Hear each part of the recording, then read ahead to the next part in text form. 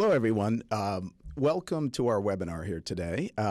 This is Justin Antoni Pillay. I'm the founder and CEO of WireWheel, and I'm excited to be here today with Trevor Hansen, Partner Solution Architect at AWS, and we're here to talk about privacy. And Trevor, there's very few issues in the world today that are in the news more often than privacy.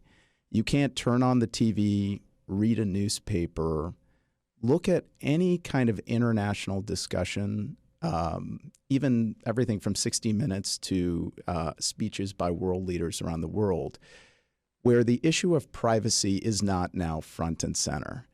And we're really excited to be here with you today because we're here to talk about how you can really democratize privacy protection, how companies and people can use the services that are available on a platform like AWS together with WireWheel to really accelerate compliance and to show companies and your customers that you're doing the right thing with personal information. This is the first in a series of webinars we're going to be doing together. And if you're lucky, Trevor, in the next couple of webinars, I'll actually bring my kids in to sing a little song they've created about privacy protection because they hear it all the time. But this first webinar, we're actually going to be doing together a little introduction to the services that you can actually use on AWS. And I'll be doing a primer on privacy to actually set the process for how we go forward on these webinars. So we're going to start with Trevor talking a little bit about the shared responsibility model on AWS. I'll give a Privacy 101 talking about Privacy Shield, GDPR, and the new California Consumer Privacy Act. We'll talk about how to simplify privacy and to think about the core elements of it in the WireWheel Insight. We'll highlight the major elements of a data privacy and protection platform and what you really need to know. And then we'll talk through how WireWheel actually fits perfectly with the AWS Shared Responsibility model before we take questions from folks as they've joined us here today. As I said, I'm going to introduce Trevor briefly, and then I'll turn it over to you to talk about the shared responsibility model. But Trevor has quite a deep background with AWS, but I wanted to highlight that he actually started by bringing technology to the conservation efforts at Kruger National Park in South Africa, which I think is just an awesome way to have started your career. And quickly rose to be a really distinguished leader on the technology front in South Africa, to the point that when President Obama actually visited South Africa, he helped prepare the president and their team as a youth leader in South Africa, which is really neat. He advises startups and others on a whole range of issues in the AWS environment, including in the area of DevOps and security DevOps. So it's a real pleasure to be with you here today, Trevor, as we start this series together, and welcome to the webinar. Thank you, Justin. Yeah, that's a fantastic introduction, and I think I could not have done it better myself. So yeah, essentially this is, as Justin mentioned, this is going to be one of a few-part webinar, and today we're really just going to start by kicking off with the fundamentals and, demystifying a lot of these terminologies that are thrown around out there.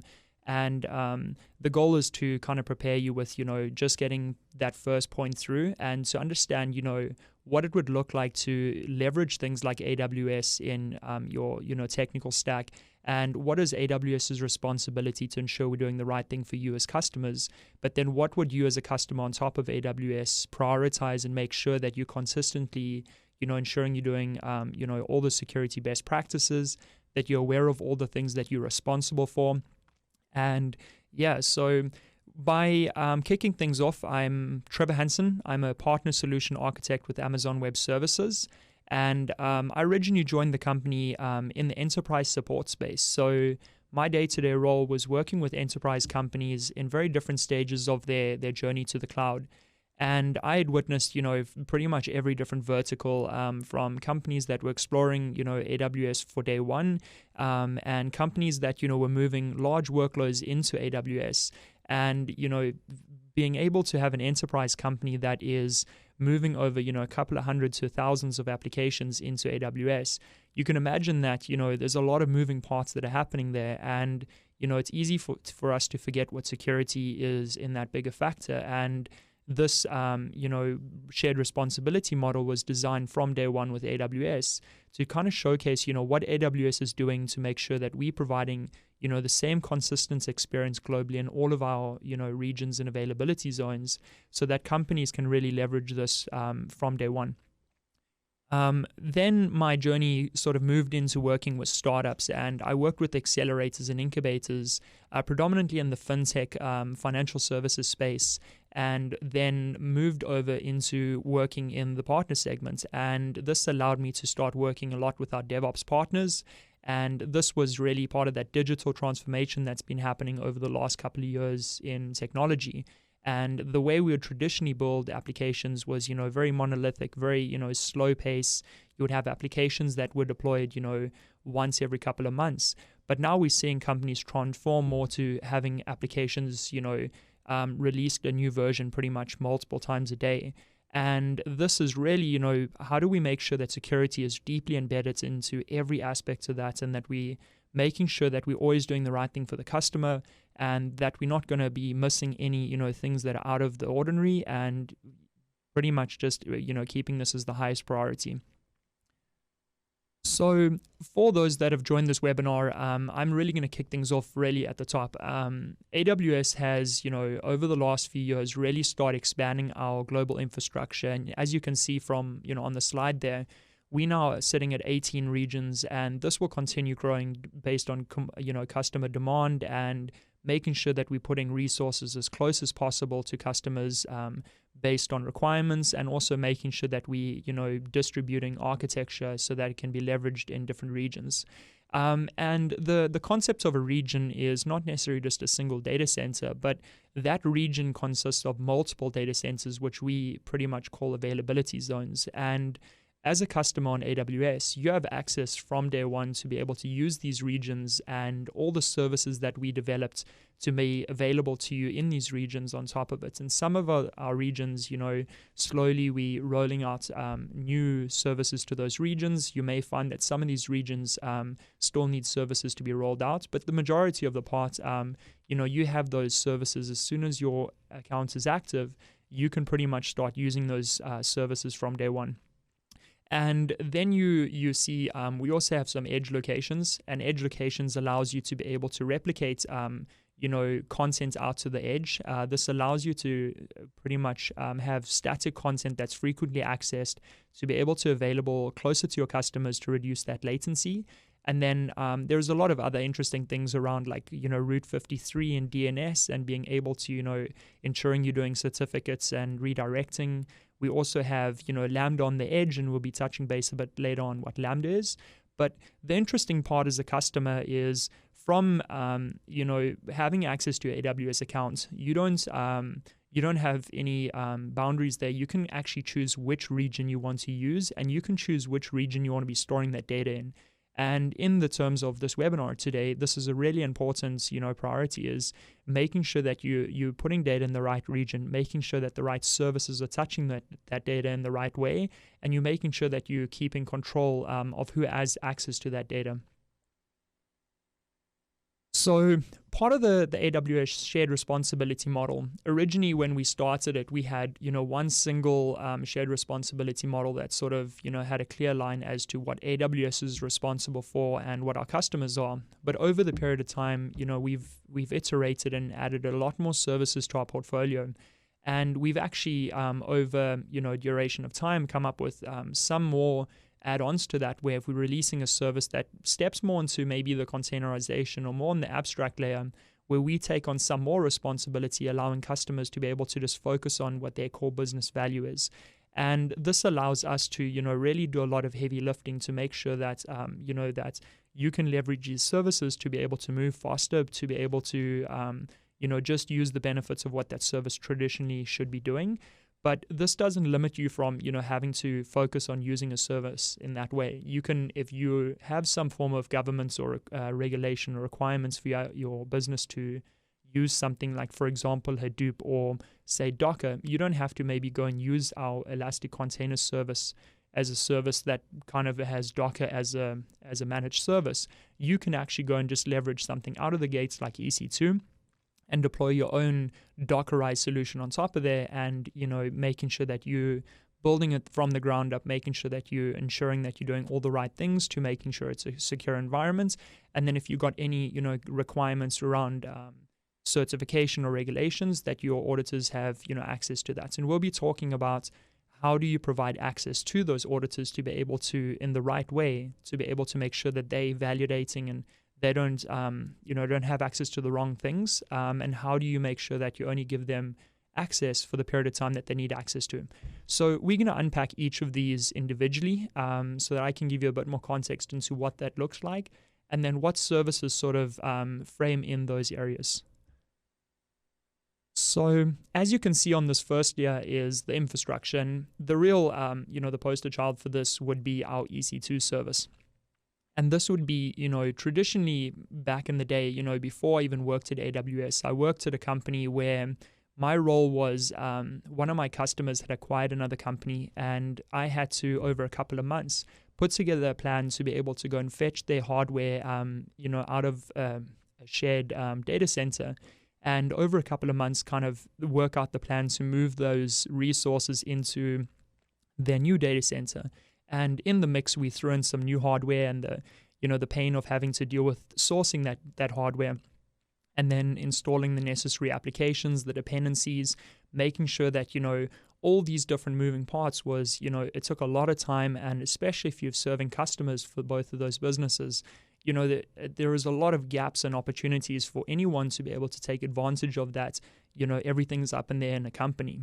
And then over a period of time, when I'd moved into starting to use cloud infrastructure, I was a bit hesitant in the beginning, thinking, AWS and cloud was, it was new, but now we're seeing it becoming a lot more of a new norm. And the idea behind it is, AWS is doing a lot of due diligence, and we've got a lot of teams working really closely to ensure that we're doing the right thing to make sure that these regions and resources that we make available to customers is gone through the scrutiny as our most demanding customers that require a wide portfolio of different certifications and compliance.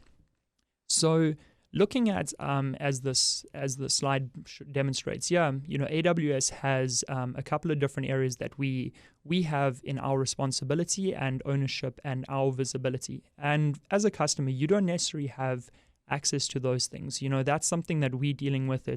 It's the things that really are painful things to implement on a day-to-day basis, and it just allows you to leverage the benefits of these as a customer so that you can focus on building applications to be able to move your business into a model where you'd be able to move faster, you'd be able to ensure that you're doing security as a best practice, and that you're able to really serve your customers in a much faster way.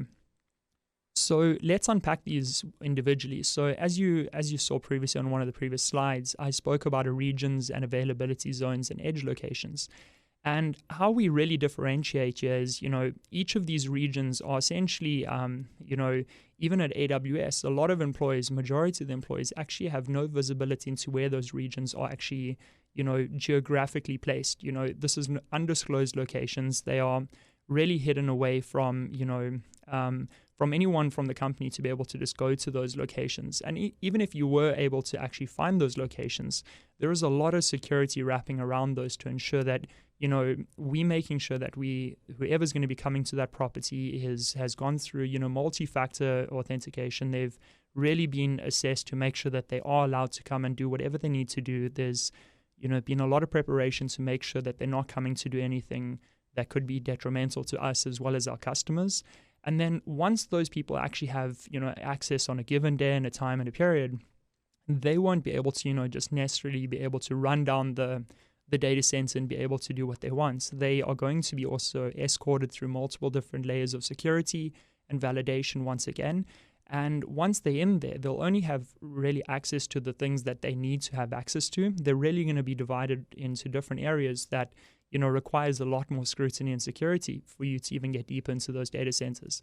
So this is something that we're really proud of. It's something that, we take very seriously for our customers. And this is something that, in those data centers of all those regions, we now provide, a lot of hardware in those regions to be able to make the services available to you today as a customer.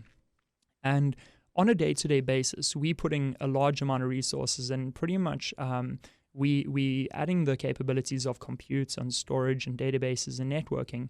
And what that looks like is we are actually managing that network, the network layer that's underneath those regions and data centers, to be able to make sure that we have constant connectivity between different availability zones in that region. But also, if we have different, regions, we're making sure that we have a consistent experience globally with each of those regions. So we're looking into, what are the different disaster things that could happen in those regions? What is the different power supply options that we have in those places? What are the upstream network providers that we can build in as much redundancy and be able to make sure that if you're going to be using these particular regions, that we've gone through the due diligence to make sure that there's a lot of availability there. And then the next aspect is the compute and storage. So as a customer on AWS, you really, once you got that AWS account up and running, you have your isolated version of your AWS account, and we've really abstracted that you don't actually have any visibility into other customers' accounts, and nor do we really have any access into your accounts. So if you look at that line between, what the AWS caters for and what our customers are, not only is that responsibility, but that's also visibility. Just like you don't have access into seeing, that underlying infrastructure, we don't have insight into exactly, what you're doing, from an administration point of view, or being able to go and look at the data that you're storing in those different regions. This is where the shared responsibility becomes, a critical point as a customer. So the idea behind that is, once you start using a cloud infrastructure, you sort of have the turnkey to make sure that you're doing the right decisions on multiple different layers in your application to be able to make sure that you're doing the right thing for your customer, you're embedding security at every single layer in that application. And this is something that, we have a lot of resources online, and we have, people like myself that work with customers on a day-to-day basis. And then we also have partners such as WireWheel that has built solutions on top of AWS to make things a lot easier for you as customers to be able to have security that can be deeply embedded into your application, that makes things simple, but can also help speed up any form of requirements and regulations or compliance that you need to meet. So if we unpack the customer side, you'll see that as a customer for the first time logging to AWS, you essentially have a root account where we highly recommend that you take those root credentials and essentially store those away safely. And using your your IAM, which is your identity and access management. And this is where you can really define, as much details as possible into who has access to what resources, and you can really go fine-grained to define these in roles and policies and groups. And this is where, this is something that we spend a lot of time to ensure that we, helping customers make the right choices around these areas. But at the end of the day, you have a lot of flexibility to make sure that, each of these services can be really controlled around, what APIs are you calling, sort of what access are you giving people? Are they able to put data into those areas? Are they able to collect data? Do they have visibility into those areas? So IAM becomes, it's pretty much deeply embedded into every single aspect of that account. So if you're going to be using an AWS service, let's say, for example, you're using EC2, and you want to be able to control who has access to that server, you can use IAM to really control down, which users have access to AWS. And then secondly, what can they do to that server? Can they specify if that server can be shut down, if they can start that server up, if they can even stop that server, or if they can change public IP addresses on that server? The interesting part about that is working with large enterprise companies that have multiple different teams that, deal with the staging, the development, the production environments. They have, broken up those permissions up into multiple groups, allowing people to be able to have different responsibilities, from security teams to the developers to the auditors to the operational teams, to be able to make sure that they only have the necessary control that they need to do, that you've locked that down, you've gone through all the thought process, the testing, to make sure that people that have access only have access to what they really need to be able to do, and they can't really go around and tinker in that environment to cause any damage. And one interesting customer that we've sort of seen really stretch the boundaries in this is Netflix. So they've designed something called Tamper Monkey. And essentially what this would do, Chaos Monkey. This application that they've developed is essentially continuously going around that account and trying to cause havoc on that account. And what they've done is they've got a lot of logic built into the application to make sure that they're dealing with, redundancy, scalability, and security. And this application is sort of sitting there on a day-to-day basis, continuously doing that evaluation to see if there's any things that exposed and so on. But, this comes from a long period of time of deeply embedding your application with the right necessary frameworks around, availability, redundancy, and security. So this is something that, you can really look at partners to leverage. WireWheel, as I said, is a partner that's really done a lot of work and thinking around this area to make sure that you have something that is very simple for you to implement, but you have a lot of, amazing benefits to be able to work faster and be able to, make sure you're doing things at the same pace as, the top companies that don't really, previously you wouldn't have access to these sort of things, but now you have WireWheel as a company that would make these sort of things available to you as even a startup company out of the box. You would have these options. So we'll touch a bit on that a bit later. So the next aspect is, let's go back to that EC2 server that we're talking about. You've created that EC2 server, you've put your application on it, and now you want to make sure that you're really working in, all the necessary requirements, and you have the full control to be able to manage, the encryption keys that are encrypting that data inside that instance, so the actual file system and data encryption. And then you also have, control around making sure that if there's data at rest somewhere, that you're also encrypting that data and you're also keeping those keys safe. And we have a lot of services and, partners, as well as options to be able to bring your own keys, to be able to make sure that making sure that you're doing everything as much as encrypted as possible.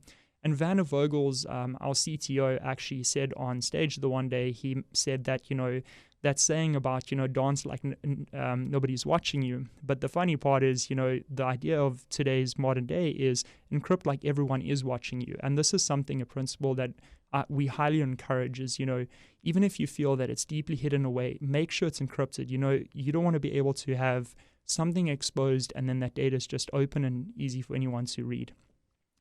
Then the next layer up on that is the operating system. And this is where, we move back into our old traditional how we'd normally have access to operating systems in our own data center. Is now once you've created that EC2 instance, you've chosen your operational, operating system of preference, where it be Linux, where it be Windows box, whatever you're going to be using. Once you've got access to that, you've SSH'd into that box, you've RDP'd onto that Windows environment, you pretty much have full control as an administrator, as you normally would as a traditional box on-prem, to actually go and fully administer every single aspect of that application. So you're going to be controlling the networking, you're going to be controlling the users, the groups, the administration, and essentially the firewalls that wrap around that. Then the next aspect is what we spend a lot of time with is also as a partner solution architect is helping companies, implement applications that have security deeply embedded in them, that if they're accessing data in different environments, if they're working with third-party companies, that you're really, putting security as the highest priority in every single thing there. And if an application actually makes it into a production environment, you've gone through that necessary due diligence to make sure that that application has gone through multiple layers of testing, that it can't be vulnerable to, leaking unnecessary data. And even if someone was able to get into this operating system, that they really have only limited access. And the last aspect is the customer data.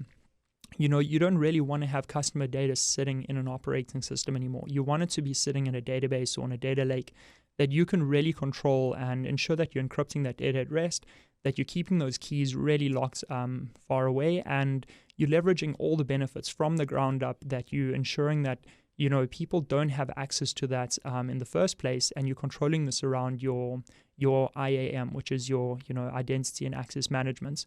So this is sort of EC2. It's sort of our core services and all the services that somewhat we providing as a fundamental building blocks.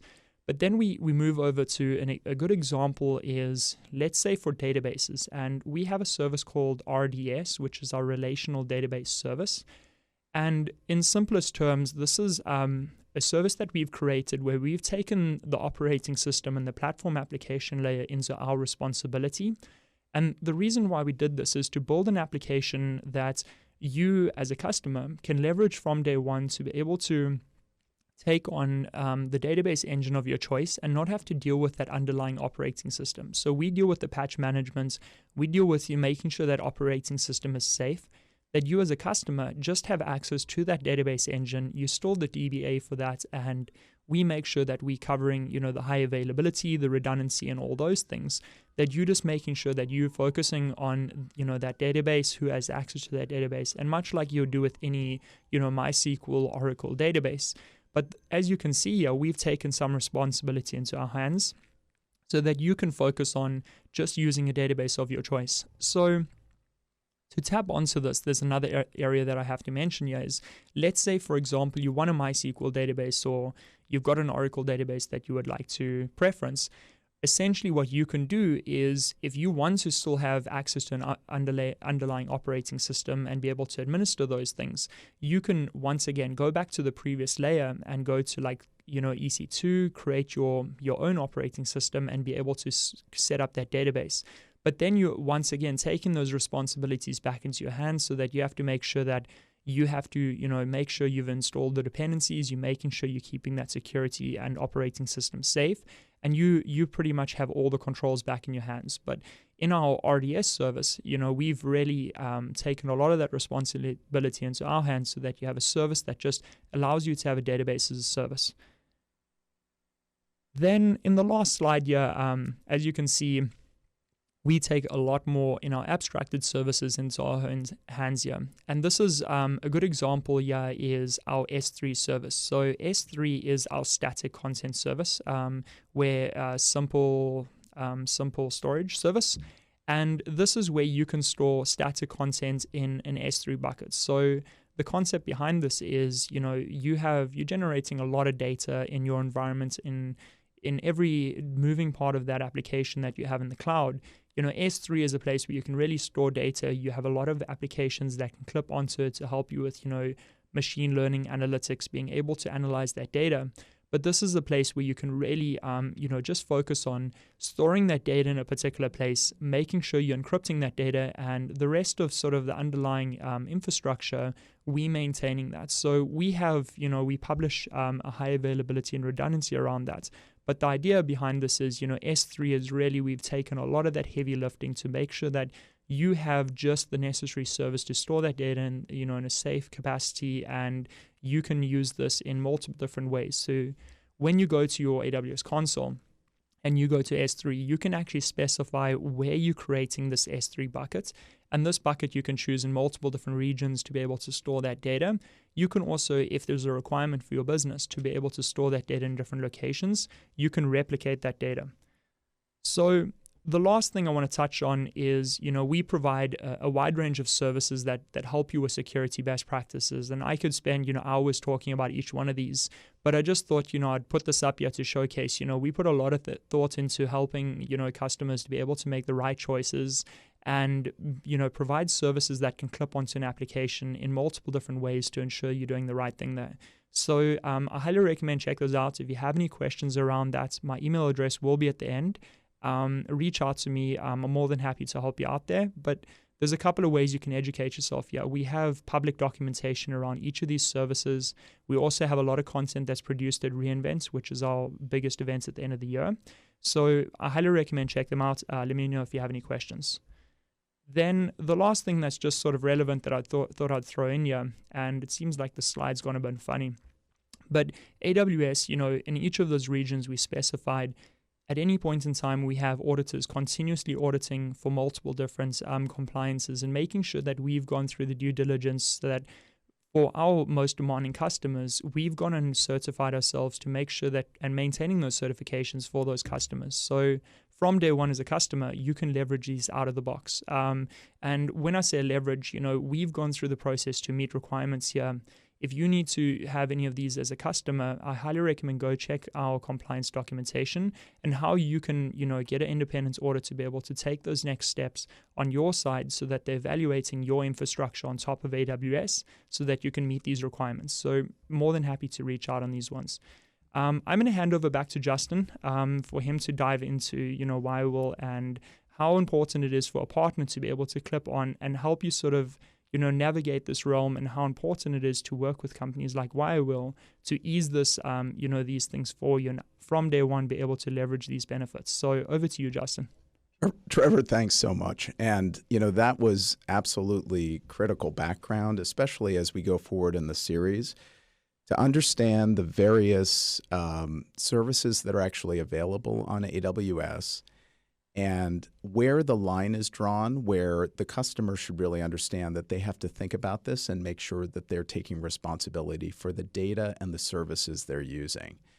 I thought I'd start just briefly, and I mentioned this, but my background is that in the Obama administration, I ended up serving as the acting undersecretary for economic affairs. And I led the negotiations with Europe on data privacy around things like the EU-US Privacy Shield and a lot of the dialogues around GDPR. I spent a similar amount of time on domestic US privacy issues. So we have a very deep background on exactly the kinds of things that companies need to be thinking about.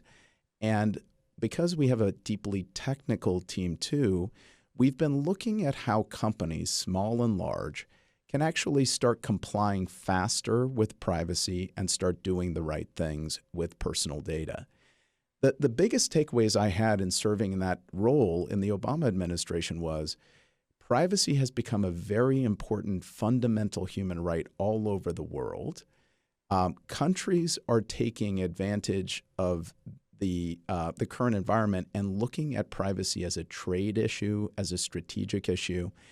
And as we've worked with more and more companies around the world, the thing that's really exciting is just how seriously so many companies are taking this issue to actually try and protect privacy the right way and to show their customers that they're doing the right thing with personal information.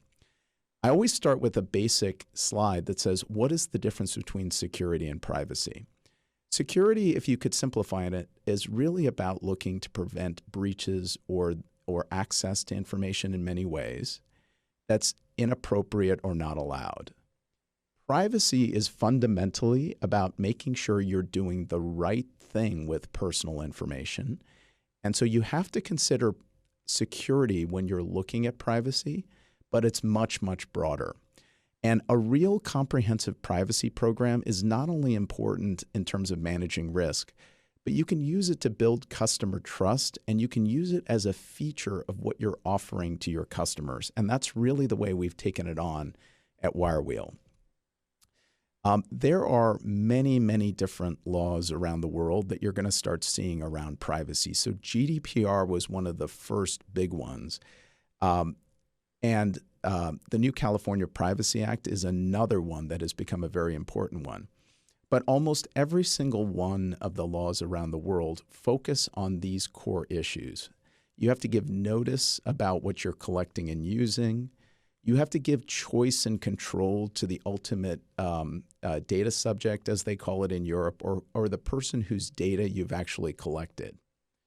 You have to give the right for a person, a human being that actually walks the earth, the right to actually get their data back, look at it, and to have control over that data. You have to think about integrity and security to show that you're a good steward of that data. You have to be careful how you're using it. If you collect it from one purpose, you have to make sure you're not using it in a way that a reasonable person wouldn't understand. The concept of onward transfer is an important one, and I'm going to focus on this for just a minute. The idea here is that a lot of companies spend a lot of time making sure their own environment is really secure, and they use a lot of services to protect it from a cybersecurity perspective. But then you have to look at who are the partners, who are the vendors, who are the service providers that you're sharing that data with that might create risks for you. If you look back at the time historically, just to take a moment, between World War I and World War II in France, you can remember the Maginot Lines. So André Maginot was a leader in France and actually built a whole series of fortifications right along the border between France and Germany. And France invested billions at the time to actually protect that one vector. The issue that ended up happening is that the Germans ultimately went north and around the Maginot Line and were able to really come into France much more easily than the French realized at the time. And so by building this fortification right along the border, it created a false sense of security.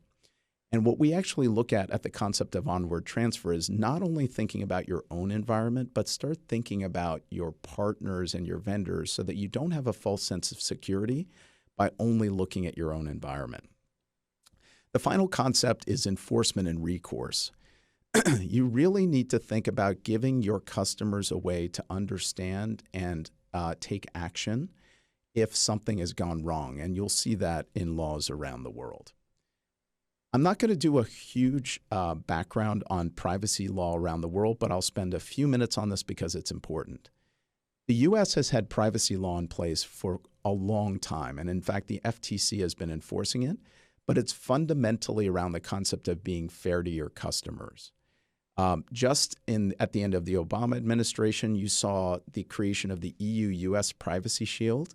This allows data to be moved from one country to another while respecting each country's laws.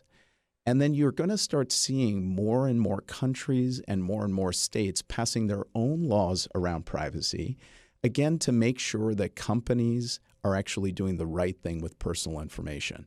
And there are very serious consequences for getting this wrong. Under GDPR, for example, the fines go up to 4% of a company's worldwide revenue. So it's not only what you're earning in Europe. And if you get certain things wrong, especially on the security front, under the California Consumer Privacy Act, you can have fines that go quickly into the billions of dollars because you're fined based on the records that are exposed. The key under both general GDPR and the California Consumer Privacy Act is you don't actually have to have an office in either Europe under GDPR or California to be subject to them. So look hard at whether you're subject to those acts, but if you're processing or collecting data from Californians, especially at scale, you're probably subject to the act. I'm going to spend just a moment again on the major things you need to know under the new CCPA, but it mirrors the things I've been talking about. California consumers fundamentally will have control over their personal data. There's fundamentally a right to know. So in other words, consumers will get the right to know the categories of data that are being collected and processed about them, and also which companies it's being shared with. So this is that concept of onward disclosure. Consumers will have the right to control their data, so they can say no to the sale of their data, and they can also have the right not to lose a service or be discriminated based on price if they deny the sale of their data. There's a right to security, there's a right to deletion, and a right to access, all of which really come back to those same core principles of enabling your consumers to show that you're doing the right thing with their personal information. And of course, as we've talked about, this matters not only because there's significant risk and fines, there's brand integrity issues, and you see that in the news every day. And fundamentally, this is an issue about trust with your customers. Now, there was a lot we've covered so far today, but one of the core things that we here at WireWheel have been focused on with AWS is how to simplify this. And one of our core insights has been, regardless which law that you're looking to comply with, you can start and should be starting with these 4 core issues. What personal data are you actually collecting about people in your organization? And think about both what you're collecting from them directly and what you're observing about them. Where are you actually storing that personal data? So that's number two. And that was one of the issues that Trevor covered earlier, which is on AWS, you can actually see where your data stores are. And on WireWheel, you can see it in a way that's actually easy for all users in your organization. The third major issue to think about is where are you actually processing that personal data? And this comes to another issue that Trevor highlighted, which is on AWS and especially with WireWheel, you can see where those servers or those containers or those serverless functions are running. And this is a very important principle in privacy. So if you were, for example, to take your computer and you'd store your data in Europe, and you're actually accessing it in the United States, that's called a cross-border data flow, and that's an important thing to know about. And this happens at companies all over the world. And on AWS with WireWheel, you can actually see not only where you're storing the data, but where you're processing it. And we work with all of the different processing that is available in the cloud, including virtual servers like EC2, containers or Kubernetes clusters. And we're going to talk, Trevor and I are going to talk about these things on future sessions, and also some of the serverless architecture that has become available. So you get the chance to track these things on WireWheel faster. The fourth item to really understand is who are you sharing that information with, including your third-party service providers and vendors. And what we've really seen is that more and more companies are not building their applications from scratch, but they're incorporating services on authentication or storage. And on a cloud deployment on AWS, you can actually see those things faster. So WireWheel works very well by integrating also into on-prem data stores. But on the major challenges we're seeing in privacy, the ability to find where you're storing and processing the data and understanding what it is, the ability to actually understand how your application is running if you're non-technical, the ability to create that critical privacy documentation that I'm going to talk about momentarily, and the ability to fix when you actually have an issue. All of those things are much, much easier when you're launched in the cloud on AWS, and you can create these things faster on WireWheel because we actually integrate right into your AWS environment so that you can see them from a single pane of glass. I'm going to talk for a minute because this is an important area on what are the critical elements you actually need and the core pillars you need in any data privacy and protection platform. So as data privacy and data protection becomes more important, the use of tools is really, really important to be able to save your own organization money and to be able to tackle these things more efficiently. At WireWheel, we have focused on the issue that fundamentally right now, it's not blockchain or AI or machine learning that are going to be protecting privacy. It's going to be people that protect privacy. And people need to be able to use the technology that they're given to be able to attack these things faster. And so one of the critical things we've built into the WireWheel platform is the key privacy collateral and guidance to understand what you have to do. We call this a privacy engine on a data privacy and protection platform. You need to understand for each of these challenges, where do you start? What are the key privacy documentation you actually need to create, including things like data protection impact statements or privacy impact statements. And you need that collateral right in a platform that's going to allow you to do it at scale. And you need to be able to understand exactly what you need to show your customers and how. And that's one of the things that we've built right into the platform. And this again comes key, which is when you're looking at data privacy and protection as a service, understand that you're going to be dealing not only with your technical team and the CTO's office, that you need help from your security and privacy team, you need help from compliance, your data engineers. It is a whole company challenge.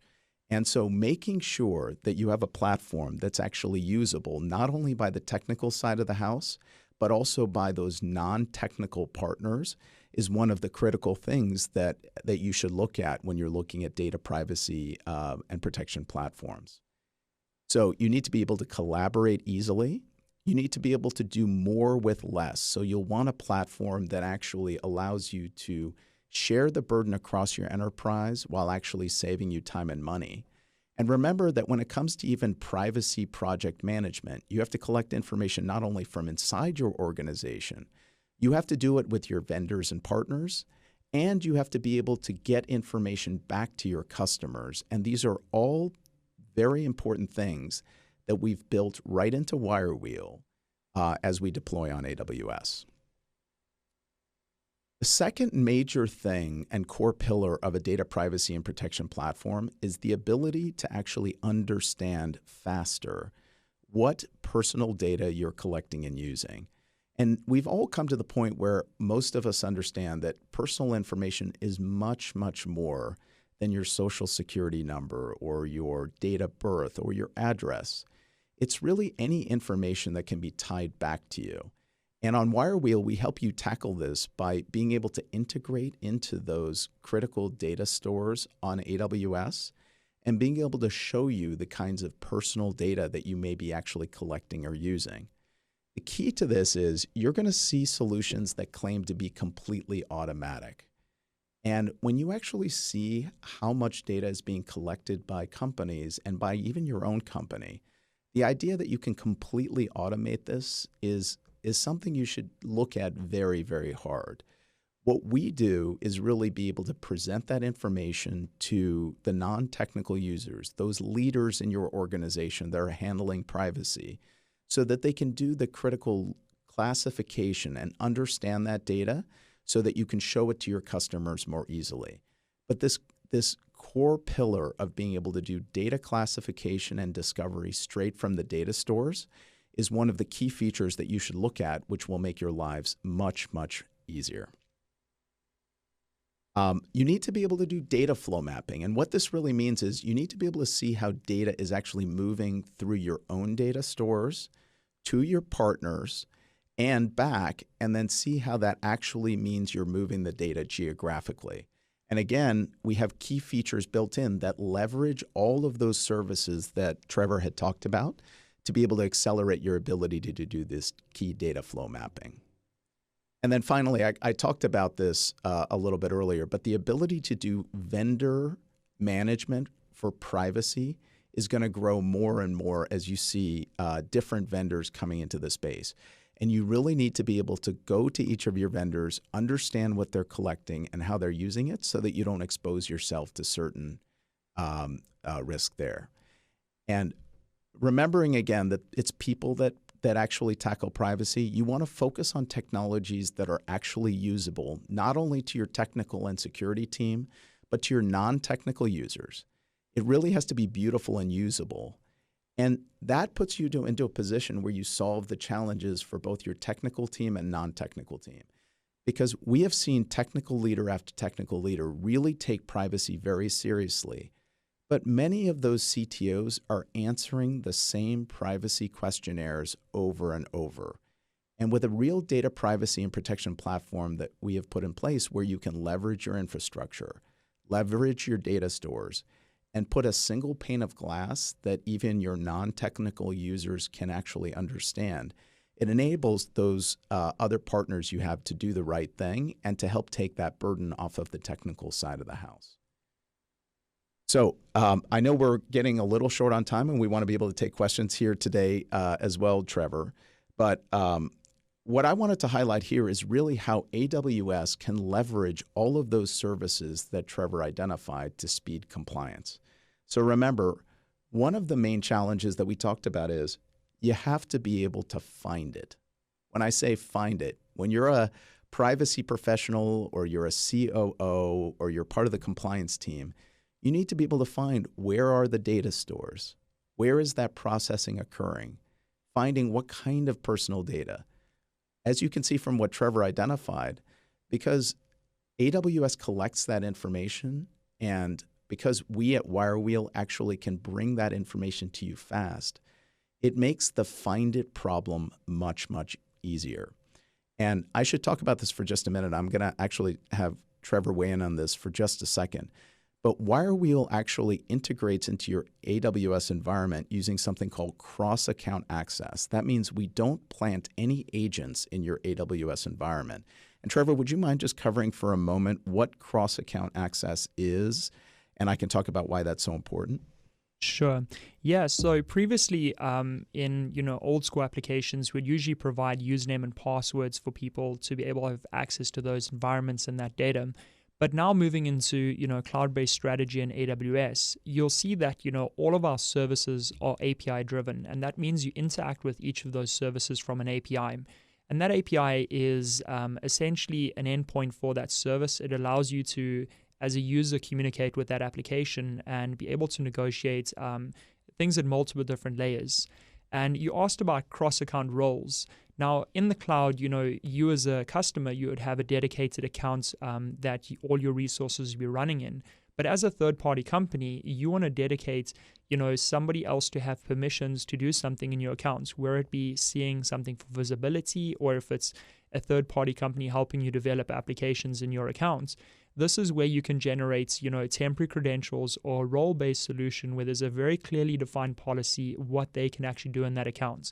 And this is where WireWheel really does well, is they leveraging that cross-account role just to access the right necessary access endpoints to collect what they need to do to help you simplify these data sets so that you can see it from an overview or a single pane of glass. So this is something that we highly recommend using out of the box. Is how do you ensure that people are accessing only the necessary things in your account? You'd create a role with the necessary policies, and you'd provide that to an end user that would be using those permissions, but also specifying a time period. So where it be maybe a couple of minutes or hours or something that you can actually define how long they may have access to that. Did I hopefully cover that for you? No, that's great, Trevor. And really, the key for us is we integrate into the environment. We're able to leverage it to bring you transparency, including for the non-technical user about these critical AWS services. And we're following one of the best practices on AWS to do it, because it ultimately gives the AWS customer more control over exactly what data is being shared with WireWheel.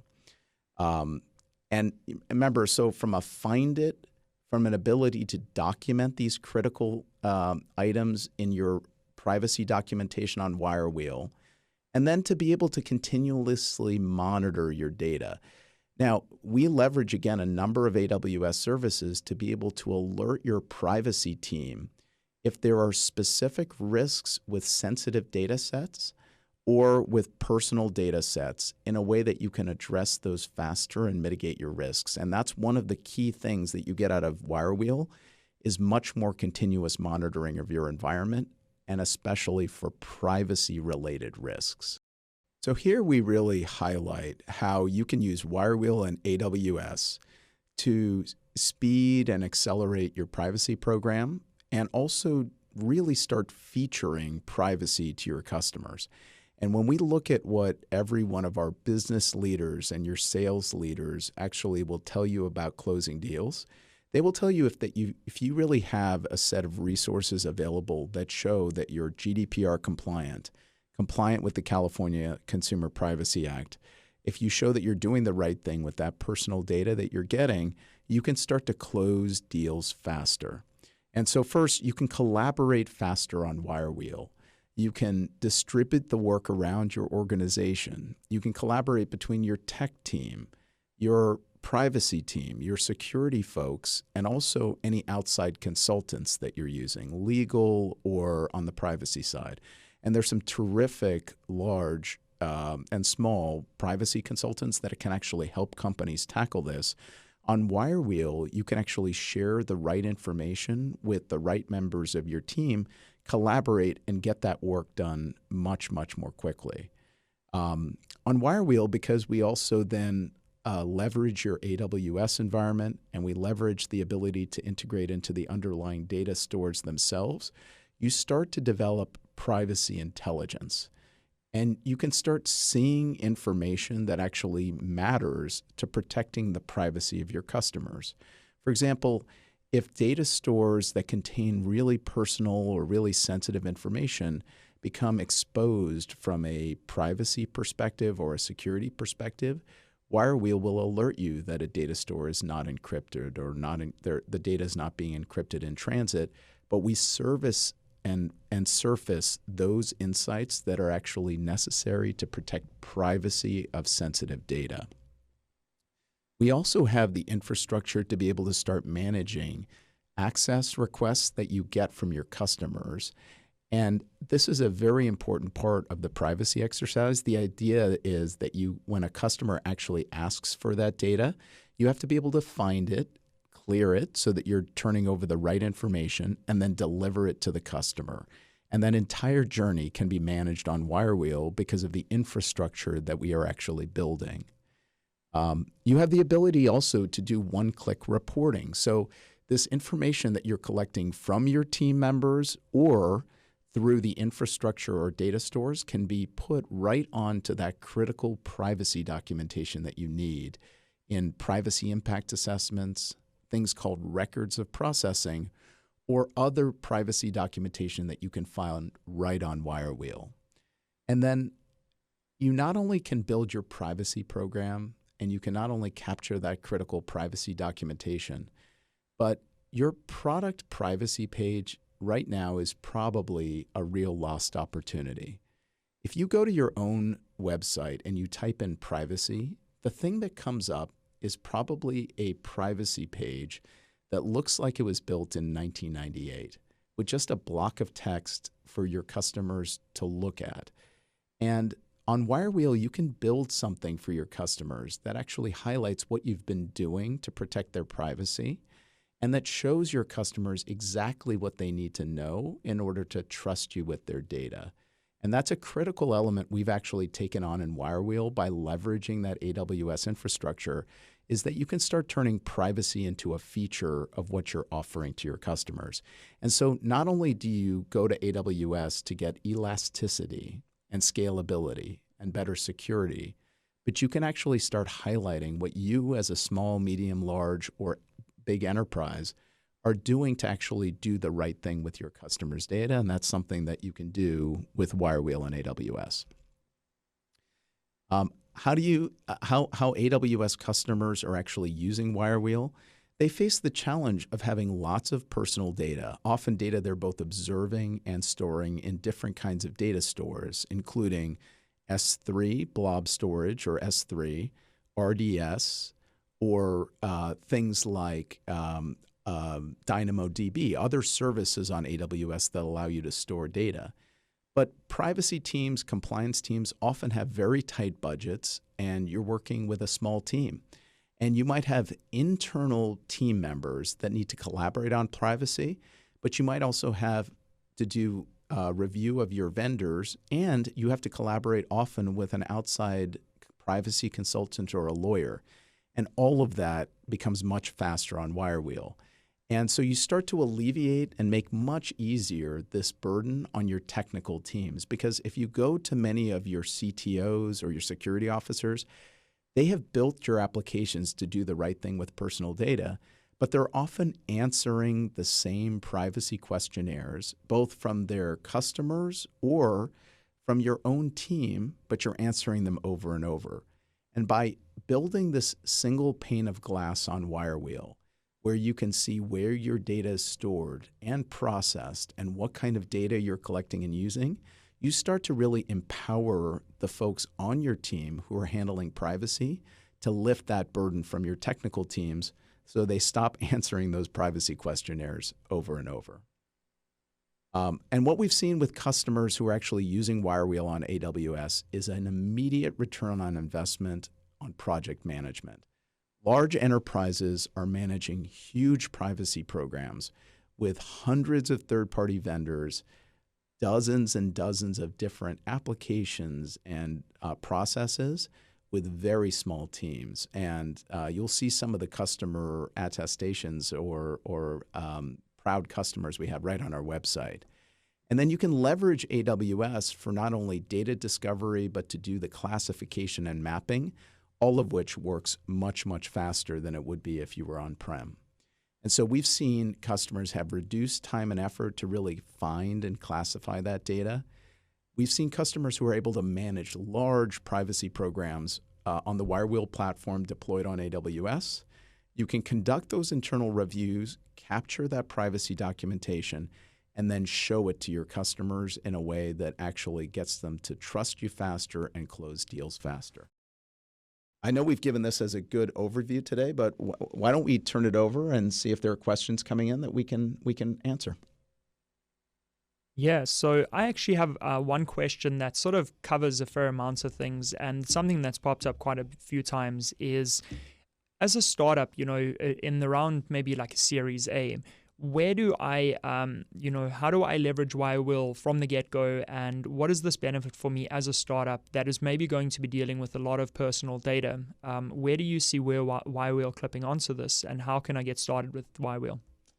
Yeah, Trevor, I really appreciate that. And for startups that are launched on AWS, and you've hit that point where you're in that Series A and really starting to grow, you've been thinking about privacy. You've probably documented a privacy policy, but at the point where you really need to start creating all of that critical privacy documentation, you can launch WireWheel easily right from the AWS marketplace.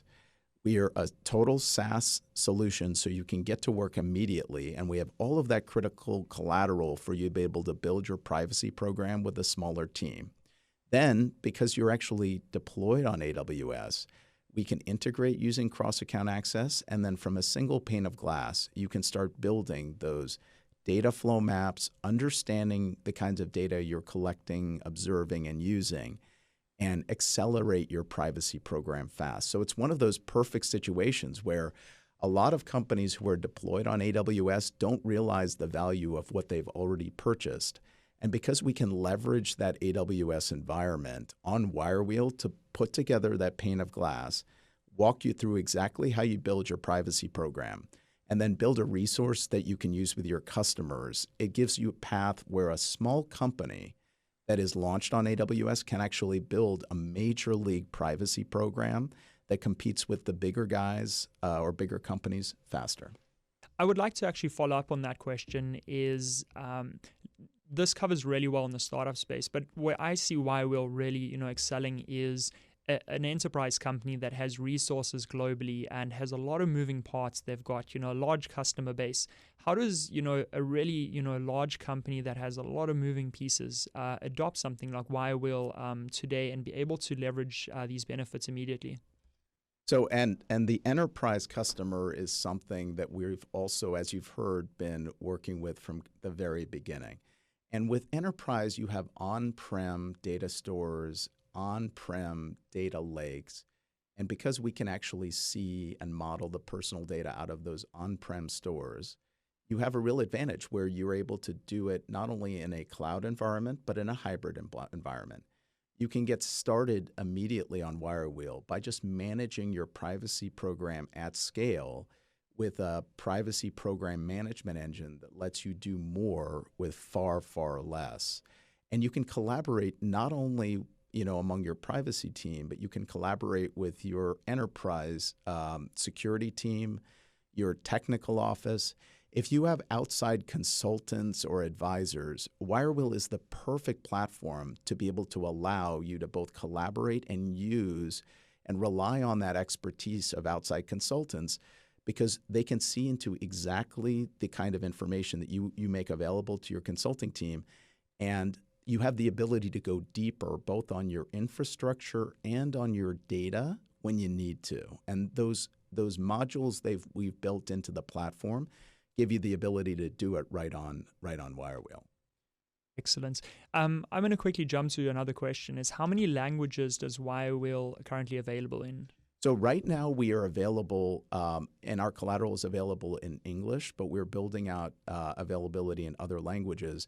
And most of our collateral can actually, because you can customize it in other languages, there's the ability to build your collateral in other languages, but we'll be adding coverage for other parts of the world in the coming year. Yeah, and I would add to that is, being in AWS as well as working with our partners, if you have any requirements or features that, as a partner, you would like to see in their offering, reach out to them and, provide that insight saying, hey, look, this is a business requirement for us. We may need to meet this requirements or these compliances, or we would like to see, these languages embedded in your application because of our customer base in this region. That this is how we iterate and improve serve our customers. And I could imagine they would love to have that feedback as well. Yeah, that's right, Trevor. And, we have contact information that will be available to all of our participants today. But sending inquiries through info@wirewheel.io or demo@wirewheel.io, although it's misspelled on there, which is great. If you want to arrange a demo, would be a great way to contact us.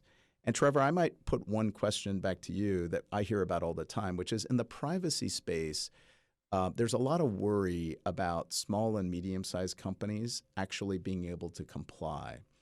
And, that smaller companies may not have access to other, sort of technologies. And yet, we noticed when we launched on AWS, WireWheel did, that we had access to a huge number of services that we might not have been able to use a decade ago. So what are the kind of security services that you think might be available on AWS for smaller companies that historically might have been harder for them to have access to? Yeah, you touched on two topics there that I would like to sort of break that answer into two.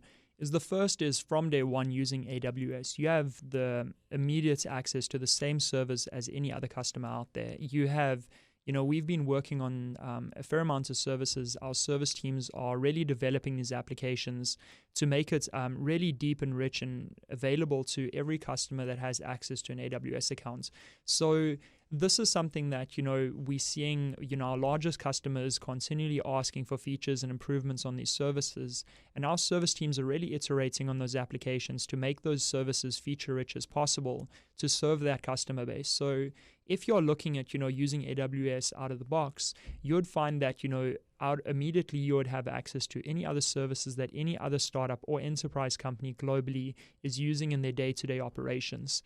Then the second point you touched on is what sort of services, would a company that takes security really seriously should be prioritizing. And I sort of challenge every company should make security their number one priority throughout their whole company.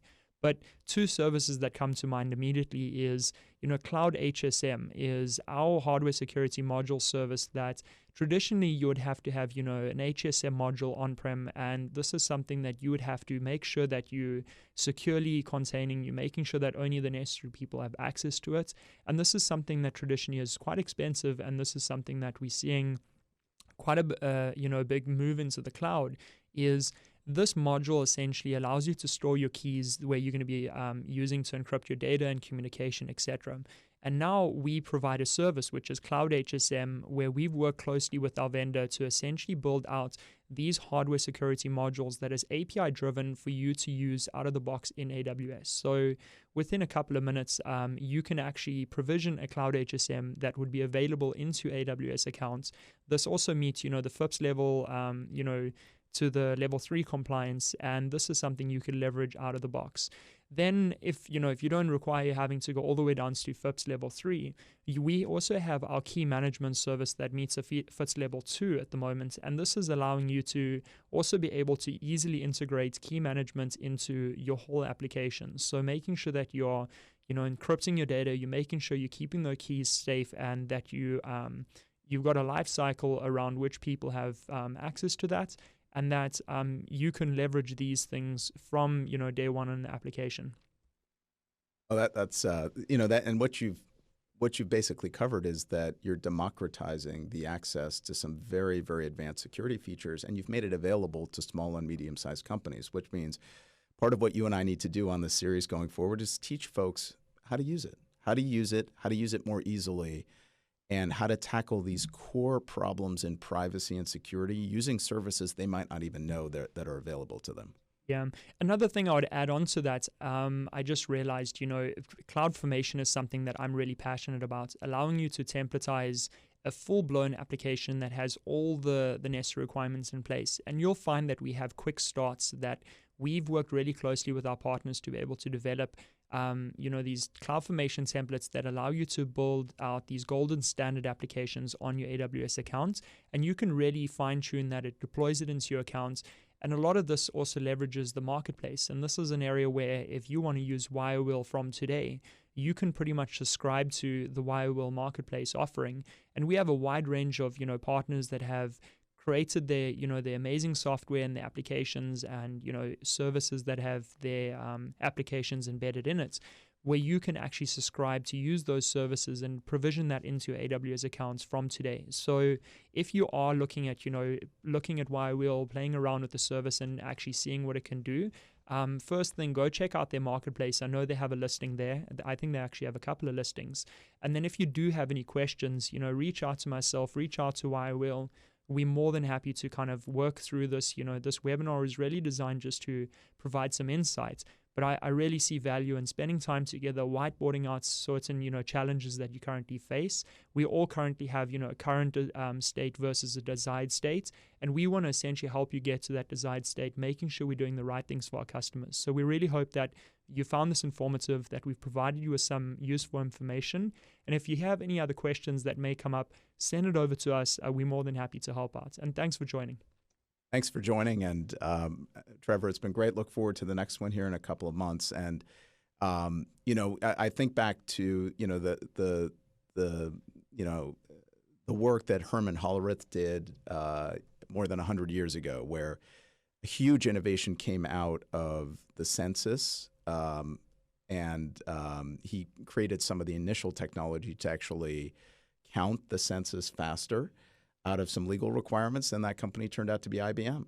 So you can have great innovation in the face of some regulatory requirements. We're excited what WireWheel and AWS will be able to do together. Likewise. And if you guys have anything else that you want us to put into our future series, please reach out to us. We'd be glad to embed some of those into those future editions of this webinar. So have a fantastic day further. Thanks again, Trevor. Great. Bye for now. Bye.